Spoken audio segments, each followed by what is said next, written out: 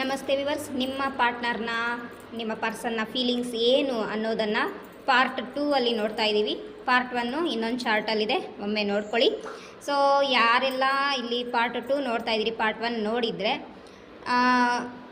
ಒಂದು third party ಸಿಚುವೇಷನಿಂದಾಗಿ ಅಥವಾ third party ಯಾರಾದರೂ ಆಗಿರ್ಬೋದು, ಓಕೆ, ಆ ಮೂರನೇ ವ್ಯಕ್ತಿ ಒಂದು ರೊಮ್ಯಾಂಟಿಕ್ ಆಗಿರ್ಬೋದು ಅಥವಾ ನಾನ್ ರೊಮ್ಯಾಂಟಿಕ್ ಆಗಿರ್ಬೋದು, ನಿಮ್ಮ ಸಂಸಾರವನ್ನು ಒಡೆದು ನಿಮ್ಮ ಮತ್ತು ನಿಮ್ಮ ಪಾರ್ಟ್ನರ್ನ ದೂರ ಮಾಡುವಂತಹ ಸಂಚನ್ನು ಹೂಡಿದ್ರು, ಆದರೆ ಅದು ನೆರವೇರಿಲ್ಲ. ಯಾಕಂದರೆ ಡಿವೈನು ನಿಮ್ಮನ್ನು, ನಿಮ್ಮ ಪಾರ್ಟ್ನರನ್ನು ದೂರ ಮಾಡೋಕ್ಕೆ ರೆಡಿ ಇಲ್ಲ.